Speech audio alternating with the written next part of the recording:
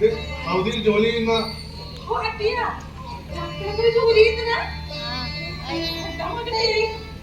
എന്റെ പേര് ജോലി.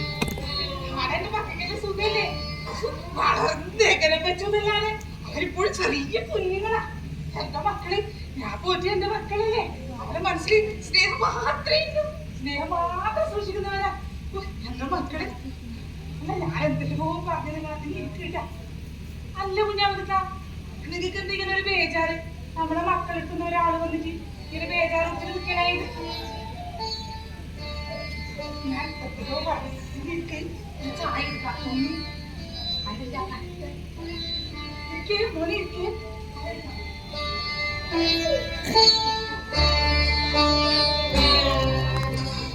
അവനിപ്പോഴും ജീവിച്ചിരിപ്പുണ്ടെന്ന് കരുതി അവനെ സ്വപ്നം കണ്ട് ജീവിക്കുന്ന അമ്മയെ കാണുമ്പോൾ പടയിൽ ആയുധമില്ലാതെ തോറ്റ പോരാളിയെ പോലെയാണ് ഞാൻ.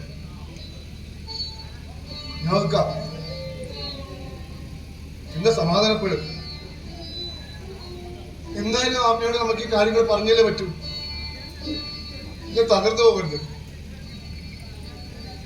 അവർക്കും പറ്റില്ല അവരുടെ മുഖത്ത് നോക്കി ഈ കാര്യം പറയാൻ. അത് ഞാൻ പറഞ്ഞോളാം. അമ്മയ്ക്ക് വേണ്ടിയല്ലേ നമ്മൾ ഷബീറിനെ രക്ഷിക്കാൻ ശ്രമിക്കുന്നത്. ആ അമ്മയുടെ ഒരു ഒപ്പിന്റെ പുറത്താണ് ഷബീറിന്റെ ജീവിതം നിലനിൽക്കുന്നത്.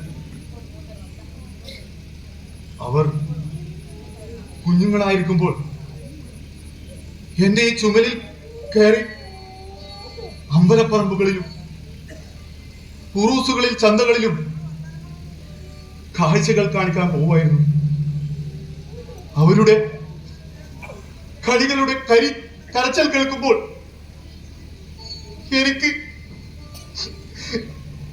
അവർ എനിക്ക് രണ്ടായിരുന്നില്ല. എന്റെ സൈനബിയുടെ വയറ്റിൽ പിറന്ന എന്റെ മക്കൾ.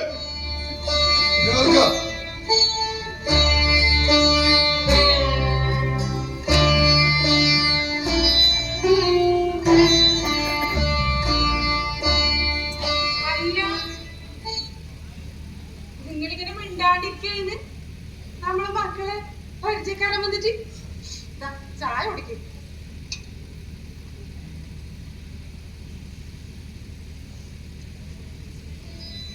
അല്ലുണ്ണി, നിന്റെ മുഖത്തൊരു സങ്കടം പോലെ.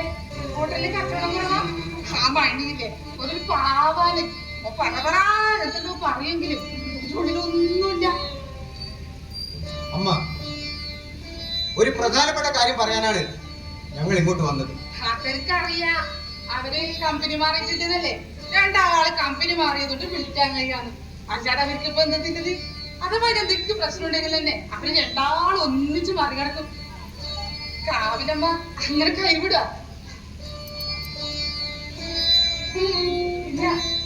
ഫോട്ടോ കാണിച്ചതാ നോക്കറ. ഷബീർ, സുമേഷ്, രണ്ടാള് 5ാം ക്ലാസ്സിൽ പഠിക്കുമ്പോ എടുത്തത്. ഇത് നോക്കടാ. ഇത് അവര് രണ്ടാള് ഗൾഫിൽ പോകുമ്പോ തലേ ദിവസം എടുത്തത്. ഇത് ഞാനും ഷബീറും സുമേഷും 3 എന്തൊരു പ്രാണ്. ഇപ്പോഴും തന്നെ എന്റെ പിള്ളേരുള്ളത് ആർക്കും ഭക്ഷണം തന്നെ അരോളം വീഴിച്ചിട്ടുണ്ടാവും. അമ്മ, ജീവിതത്തിൽ അവിചാരിതമായി സംഭവിക്കുന്ന വിധിയുടെ വിളയാട്ടങ്ങളെ അനുഭവിക്കാൻ വിധിക്കപ്പെട്ടവരാണ് നമ്മൾ.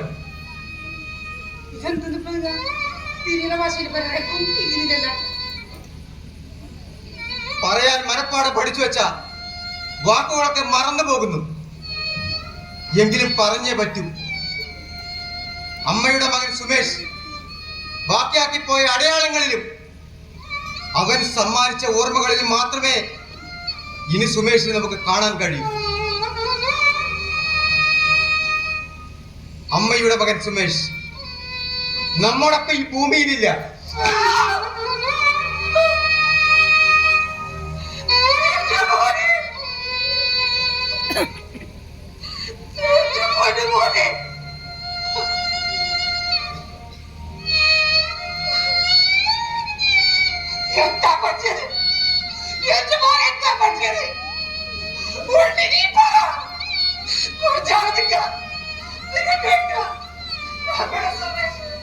Sumesh!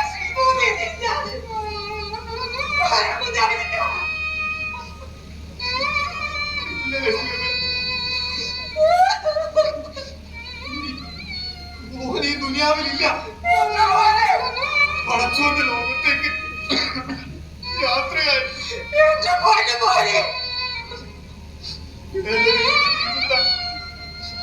നമ്മളിവിടെ ബാക്കി വെച്ച് കൃഷ്ണല്ലേ, കഴിഞ്ഞ 3 മാസക്കാലമായി ഈ വിവരം എങ്ങനെ അമ്മനോട് പറയണമെന്ന് പറഞ്ഞ് ഉള്ളത് കഴിയുകയാണ്. 3 മാസായിരുന്നു. എന്താ പറഞ്ഞത്? 3 മാസായിരുന്നു. കുഞ്ഞവനക്ക കഴിഞ്ഞ മാസം സുമേഷ് അയച്ചതാണ് പറഞ്ഞു. പൈസ കൊടുക്കാതില്ല. അപ്പോഴൊക്കെ പറഞ്ഞിട്ടില്ല കുഞ്ഞവനക്ക. ഇങ്ങനെ പറ്റിച്ചാണല്ലേ ചതിയാണെങ്കിൽ എല്ലാവർക്കും എല്ലാം അറിയാം. എനിക്ക്